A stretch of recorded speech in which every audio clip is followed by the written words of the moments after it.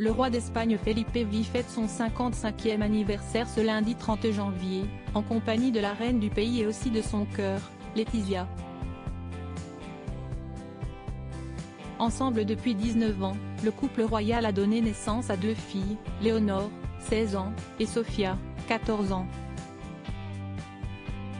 À l'occasion de cet anniversaire important, revenons sur l'histoire de ce couple emblématique, démarré de la plus classique des façons.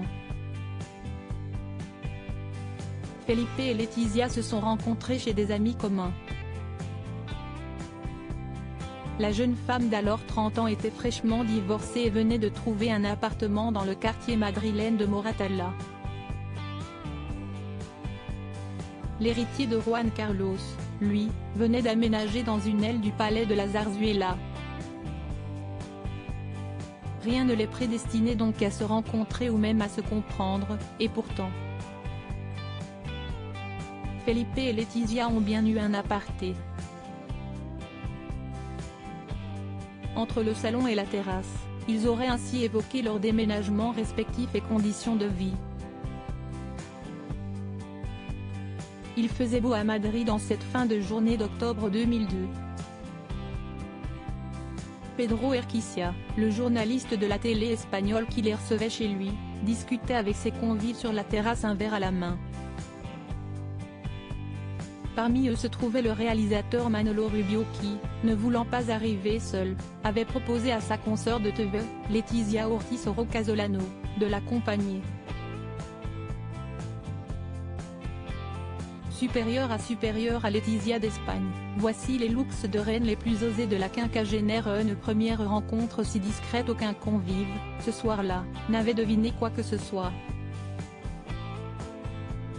Reste qu'il y a toujours un avant et un après, et que ce fut là, chez ses amis, que Letizia et Felipe se sont croisés la première fois. 1 an et demi avant de s'unir devant Dieu et 1600 invités, le 26 avril 2004 dans la cathédrale Santa Maria de la Almudena. Quelques semaines après leur rencontre, Letizia Ortiz suivait, d'un point de vue journalistique, la préparation du plus prestigieux prix espagnol, le prix Prince des Asturies, qui récompense 8 talents, des arts au sport en passant par l'humanitaire. Depuis qu'il est adolescent, Felipe honore ce rendez-vous annuel. À l'âge de 12 ans, il y faisait d'ailleurs son premier discours. Rapproché par un drame maritime, il prit le temps de poser au milieu des techniciens et journalistes.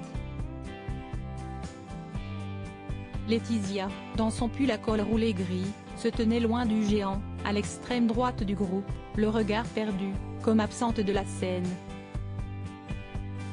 « Tu ne veux pas être prise avec le prince ?» lui demanda-t-on. Elle resta muette. Que répondre? Qu'expliquer? Que quelque chose d'incroyable s'emparait d'elle. Quelque chose de trop énorme à concevoir pour elle, petite fille de chauffeur de taxi? Si est-il finalement en novembre 2002 qu'un drame va sceller leur futur. En ce jour gris et fatidique, les côtes de Galice se réveillent maculées par une gigantesque marée noire, qui endommagera le littoral français également jusqu'au sud de la Bretagne, mais rien de comparable avec le nord-ouest de l'Espagne où le pétrolier Le Prestige, malmené par la tempête, se vide de son fioul. Letizia Ortiz, journaliste vedette de la TV, arrive sur place pour couvrir l'événement. Felipe, pour constater les dégâts mais surtout partager l'émotion de ses compatriotes. Il y a beau avoir un micro entre eux, leurs cœurs battent déjà à l'unisson. Les origines roturières de Letizia? Felipe s'en moque la suite, on la connaît. Sans la connaître, car rarement histoire d'amour a été menée avec une telle discrétion. Preuve, s'il en est, du sérieux des sentiments de Felipe pour la jeune femme. Ne rien dire, ne pas s'afficher trop vite, ne pas bousculer les choses, c'était la préserver, elle. Il y a un monde entre être une femme indépendante, plus libre, et devenir la très regardée fiancée et l'épouse d'un futur roi. Laetitia continue à habiter dans son modeste appartement. Felipe a honoré ses obligations de prince et même à sortir en boîte de nuit, fidèle à sa réputation de joli cœur. Les tabloïds lui prêtent quelques liaisons. Il laisse dire. Elle présente le journal de 21h avec la rigueur qui la caractérise. Peut-être est-elle un peu plus discrète, un peu plus réservée. Amoureuse ? Possible. Mais de là à imaginer. En août 2003, il s'envole incognito en vacances en Amérique du Sud. Au retour, ils sont déterminés, ils feront leur vie ensemble. Reste un détail. S'il lui avait déjà annoncé « Je ne me considère pas comme tenu d'épouser une femme de sang et d'origine royale », ses parents ont toute autre idée sur l'hyménée d'un futur souverain, eux dont le mariage fut arrangé. De là à souhaiter le même sort à leur héritier, tout de même pas. Mais, entre un mariage de raison et un mariage d'amour avec une roturière, qui plus est divorcée, n'y a-t-il pas de la place pour un mariage raisonnable? Felipe met ses parents face à sa décision quand, le 5 octobre 2003, n'écoutant que son courage, Felipe vient trouver le roi Juan Carlos et la reine Sophie pour leur annoncer que Laetitia serait son épouse. Eux, qui ignoraient cette liaison, tombent du haut de l'armoire. Puis se résignent.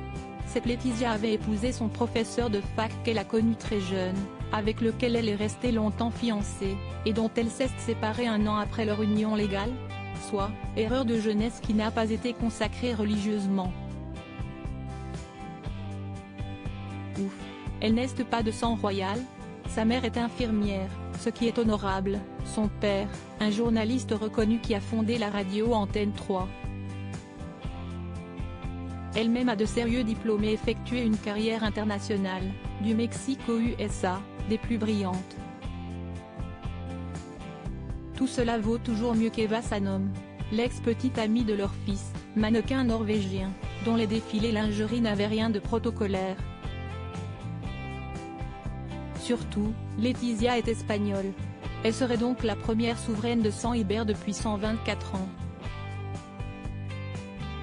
Mieux, elle est asturienne, ce qui pour un prince des Asturies ne peut tomber mieux. Enfin, elle semble avoir rigueur, présentation, caractère. Bref, a fini par déclarer Juan Carlos, Laetitia possède toutes les qualités nécessaires pour partager les futures responsabilités que suppose l'héritage de la couronne. Elle incarne l'Espagne moderne et qui réussit.